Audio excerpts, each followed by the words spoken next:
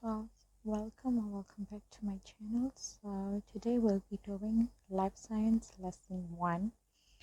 So the topics for term 1 are DNA, the core of life, which will consist of 27 to 30 marks in your final exams. Then we'll be having meiosis, which will consist of 25 marks. Then reproduction in vertebrates, that consists of the least marks, which would be 8 to 10 marks. Then we'll have human reproduction, which consists of the most marks in your finals, which is 41 marks, right? So let's begin with the DNA, core of life, the basic terminology. So the first thing that you have to know is DNA stands for deoxyribonucleic acid, and you should know how to spell it because that's important for the exam. So let's start with the key terminology. So nucleic acid.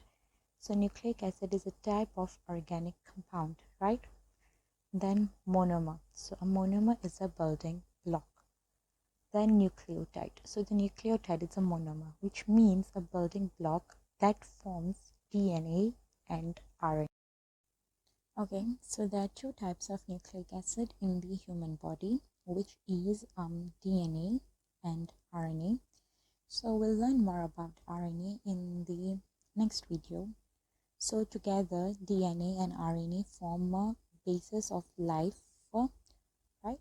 So basis of all life on Earth, and they consist of monomers like building blocks called nucleotides. Then we are going to learn about the structure of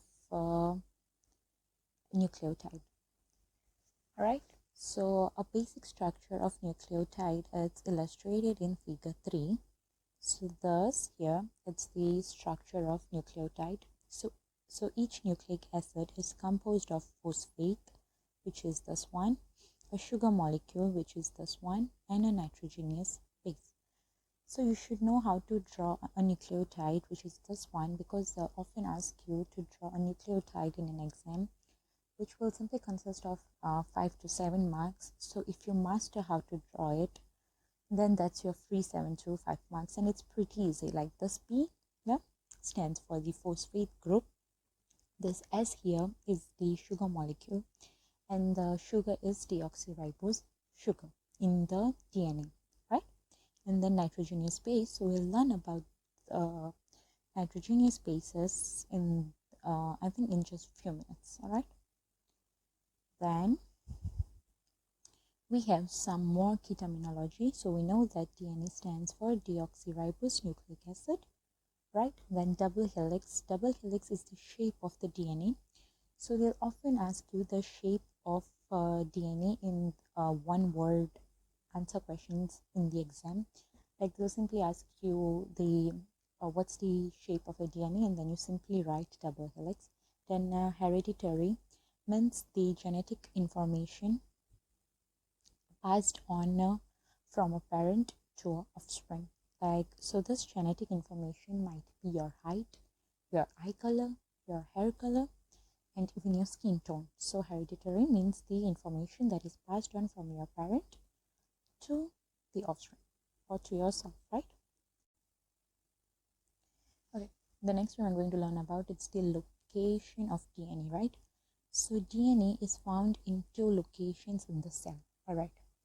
So nuclear DNA. Nuclear DNA is DNA that is found in the nucleus, like it's in the name. Nuclear DNA, DNA that is found in the nucleus. Then we have the extranuclear DNA, which means the DNA found outside the nucleus. So you should know that DNA is found in two locations, which is in the nucleus and outside the nucleus. So outside the nucleus, it is found in the mitochondria and in the chloroplast, right?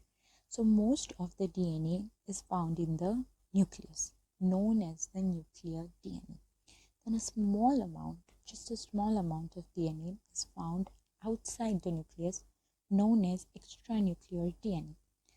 So the DNA found in the chloroplast is known as the chroroplastic DNA, the DNA that is found in the mitochondria is known as the mitochondrial DNA. And you should also master the location of DNA, because they'll often ask you this question in the exam. All right. Right. So the discovery of DNA goes as so. So in 1952, Rosalind Franklin and her assistant Morris Wilkins researched the structure of DNA using X-ray diffraction images. So they researched about the structure of DNA using the X-ray diffraction images.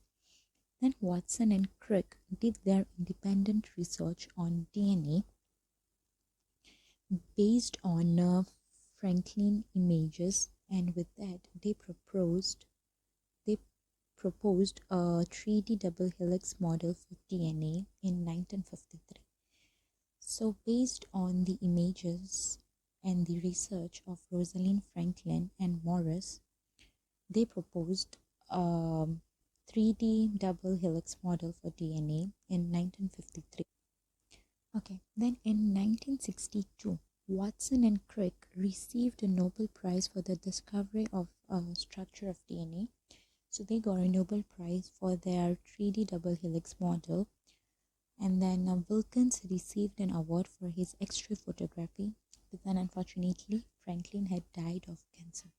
So you should know this information by heart, because they'll often ask you the questions like who discovered the X-ray diffraction images, and then you say Rosalind and Morris, and then they'll ask you a question like who created or who researched about the 3D double helix model, and then you'd be like Watson and Crick, and then who received the Nobel Prize, so and then who received the award.